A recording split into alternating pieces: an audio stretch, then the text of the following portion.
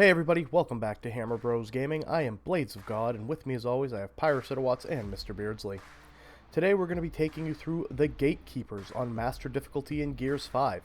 This is probably one of the hardest maps, along with the Split in our opinion, but we've got a pretty good strategy here that hopefully you'll be able to replicate and get you over the hurdle of this, like I said, very difficult map.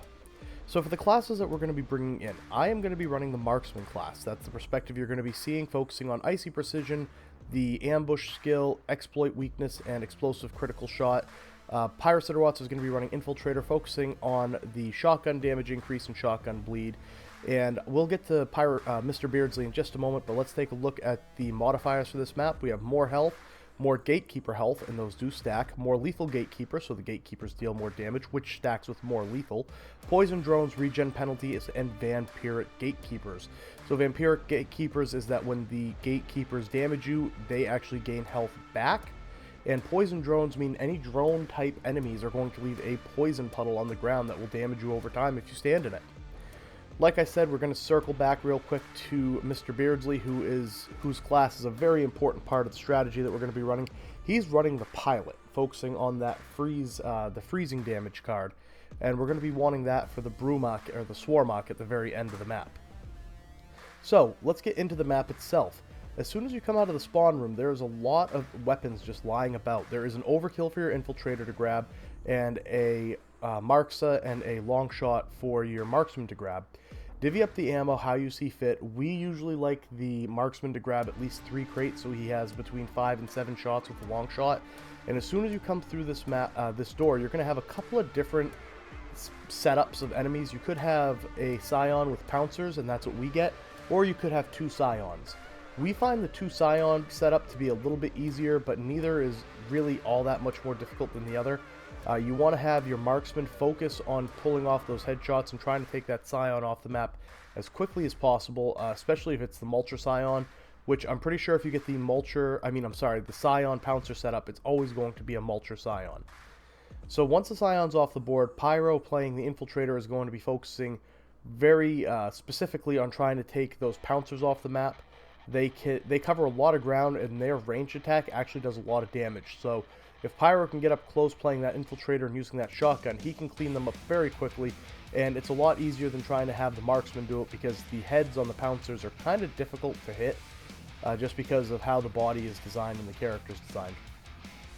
But again, the strategy that we're going with here, we're kind of staying back by this door, letting the enemies come to us 1 or 2 at a time. There are Juvies and Grenadiers, so your Infiltrator should be able to keep his overkill stocked up with the overkills that the Grenadiers drop. And Juvies, there aren't really that many of them, and they're not that big of a deal. Again, with the Infiltrator shotgun damage, and then everyone just being able to focus on melee attacks, the Juvies go down pretty quickly. But again, you want to prioritize the Scion and the Pouncers if you can, just because they do tend to be a bit of a hassle if they get right up to that door. So try to keep them back, try to keep them at a distance, but again, this is just the first room. There's not really that big of a challenge here. And just don't forget, you can close that first door that you came through if things get a little too hectic for you. Once all the enemies are cleaned up, go ahead and load up on ammo. There's ammo crates spread around the room, as well as a few frag grenades. And if you're low on ammo, don't worry. Before the next encounter, there is quite a bit of ammo to be had, as long with a couple of the weapon lockers that you can use to reload your weapons if you have time, if the venom isn't pushing you too hard.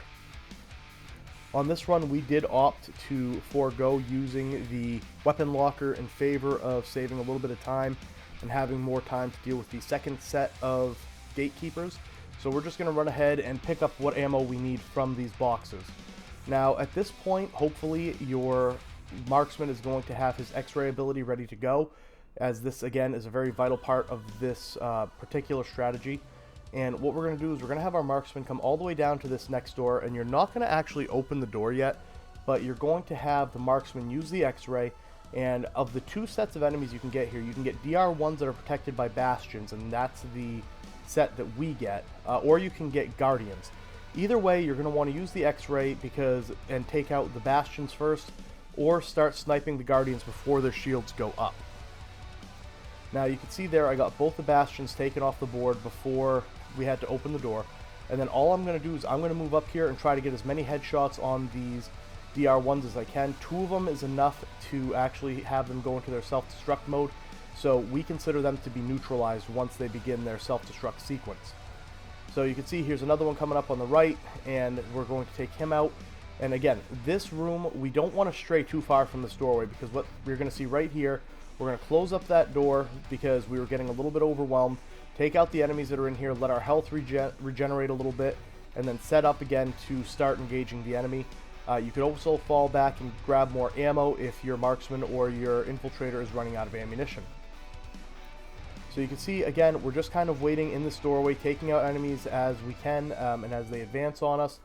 There's not a ton more to say about this. Once you get the DR1 units taken off the board, you're going to primarily have to deal with the shepherds, with the enforcers, and some of the dead eyes that are running M-bars, which shouldn't be a big deal after having to deal with DR1s with tri-shots and salvos. Speaking of tri-shots, you're going to want your marksman to go ahead and grab a tri-shot, and the reason for this is that if you're running the explosive critical shot skill, then using the tri-shot, which is a very accurate weapon in short bursts, can activate that explosive shot. So it's going to save a little bit of your precision weapon ammo in the way of the marksman, M-bar, or long shot, and it's still going to allow you to deal a lot of damage. So once you get through that door, basically what you're going to want to do is I mess up a little bit right here. Instead of going to the right, which is the way that we normally go, I tried to post up on this kind of column here and tried to save my long shot, my tri-shot, and it really just didn't end up working out great because this particular shepherd had my number. So anyway, once we get through the doorway, we cleaned up all of the gatekeepers for this room. We're going to fall over here, fall back to the right hand side, and what that does is it gives you good cover, it gives you the high ground, so any of the enemies that are remaining down below you, you're going to have the elevation advantage to try to take them off the board very quickly. Something else to take note of is that on the left and the right of this room there are additional weapons lockers, so if you've already cleaned up all the ammo in this room that you were in before you started this gatekeeper encounter, then you'll have a way to recharge some of your weapons, or even recharge the heavy weapons if you're carrying a salvo or tri-shot with you.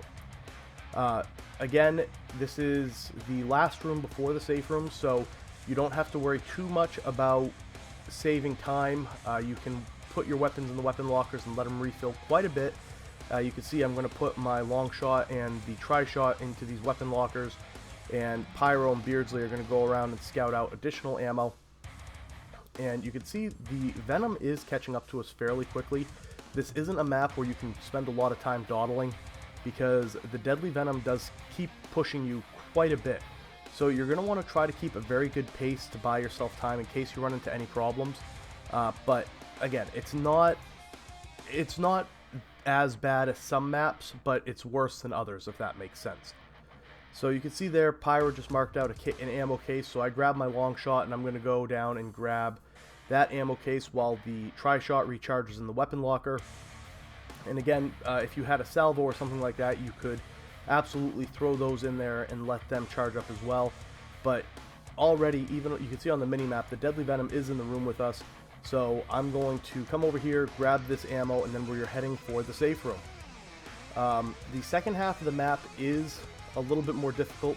Obviously we'll get to that after we get through the safe room, but you're going to want to carry forward these heavy weapons if you can, especially the salvo, if you can salvage a salvo from the DR1s, as that explosive damage will be great if you end up spawning a matriarch in the second half. So we're going to skip the safe room. You see we're in and out of the safe room there. There is a long shot and some ammo crates, so feel free to grab that. And then again, in this room there's plenty of ammo and shock grenades, so make sure everybody has some grenades on them. And then what we like to do is, as soon as we get out this door, have our marksman come up to this cover and look through this doorway to try to start sniping out some enemies. If you have that explosive critical skill active, you're going to be able to hopefully hit some of the elite drones in that bottleneck and take several of the enemies off the map at once. And you can see here, we did spawn the matriarch. You can also spawn a Snatcher, which definitely is, in our opinion, the easier of the two Gatekeepers to deal with. But the Matriarch isn't that bad, especially when you have classes that can deal freeze damage like the Pilot or even the Marksman. So you can see she's froze up there. Pyro had done a lot of damage to her using the shotgun. But this is another reason that you want to have the Salvo if possible, because that Salvo will deal damage to her even if it doesn't hit the weak point, and you can just launch it all the way across the map. So once we clean up the Gatekeeper and clean up that first round of drones and drones and Grenadiers, you can see more Grenadiers and Juvies spawn out. And again, you want your Marksman to sort of post up on that left side so he can get an angle down into that doorway and try to get a bottleneck going with the explosive headshot. You saw it happen again. So that cleans up a lot of the enemies very quickly and saves you a lot of time, which you can put towards dealing with the Swarmak in the next room. Now, something to keep note of or take note of is that you can always use the door method that or as we refer to it, the door method, which is hang out in the doorway where you came into this room, and if things start to get too hectic, close the door and kind of gather your senses before you open it back up. But we've cleaned up all the enemies at this point. You can see I'm falling back to grab some more ammo that was back here, and again, the early venom is already pushing us. It's already starting to push into that room that we were just fighting in. So you've got a little bit of time to grab ammo, but this was a fairly clean run. We've had times where the deadly venom is already out into the room that we're fighting in, so you want to try to clean up this room as quickly as you can, because you're going to need a lot of time for the Swarmak. You can see I'm pretty much topped off on all of my weapons. If you were carrying your heavy weapons forward, again, to the right of where I am now, there's a weapon locker, and you can use that weapon locker to fill up your heavy weapons for the Swarmak if you want.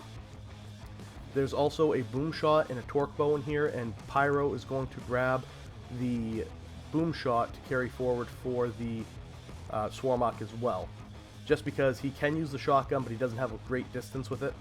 And what we're going to do is, this is the ammo room before the Swarmak fight. Make sure you grab the tags if you want them.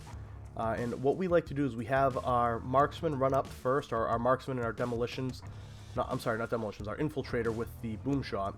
And basically all we're going to do is we're going to try and put as much damage on this Swarmak as we can as quickly as possible, with me focusing on trying to hit the blisters and pop blisters. Pyro's doing the same thing with that boom shot, trying to get as many of these blisters popped as we can, because they deal big damage when you're able to get them to explode. But you don't have that much time between the chain guns on the Brumox arms and the rockets, not to mention you have Juvies and poppers that are flooding in. You really don't have a lot of time. So right about now, what we like to do is have our pilot run up and run to the left. If the Swarmak goes to the right path, your pilot goes to the left path, and vice versa. And you're going to see the silhouette. Beardsley's going to pop his silverback. Again, he has that freeze card going, and Beardsley affectionately calls this the accidental sandwich. That's the method that we decided to call this. And basically, we're going to have Pyro and I sitting back here in this room trying to take out blisters. Beardsley's going to be laying into the Swarmak with the silverback, popping blisters and getting as much bleed damage going as possible. And then hopefully, if you do it fast enough, you're going to have Beardsley with the Swarmak, and then, your pilot with the silverback, and the other two classes having plenty of ammo to push forward down this left path if you started on the left to get to the Helipad hold. You could be on the right, again, if the Swarmak happened to go to the left and you went on the right. Same strategy applies, just on the opposite side of the map. And you're going to push forward all the way to the Helipad, pull the door handle as quickly as you can, so you have time for the silverback to go to work on some of the reinforcements. And again, this is, at this point, pretty much just a standard door hold. What you want to do is get your flash grenades and shock grenades in the doorway. There are a lot of Juvies that come through here, and then some of the Hunters and Grenadiers that were still in the map are going to work their way back to you. So stay in cover, fall back to the back part of the map if you need to, the back part of the Helipad, just to give yourself a little bit of safety and a little bit of distance, and just go to work slowing down those enemies. And as you can see there, the doors are closing, and that's about it, guys. That is how we get through the Gatekeepers on Master difficulty. We really hope that this method or this strategy helps you guys out with this difficult map. Stick around because we'll have more guides on the way. Until next time, take care of yourselves, and bye-bye.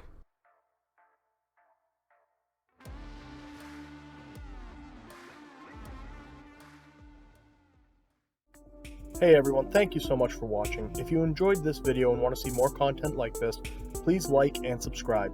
You can also check us out on Twitch at Hammer Bros Gaming. I am Blades of God, and until next time, have a great day everyone.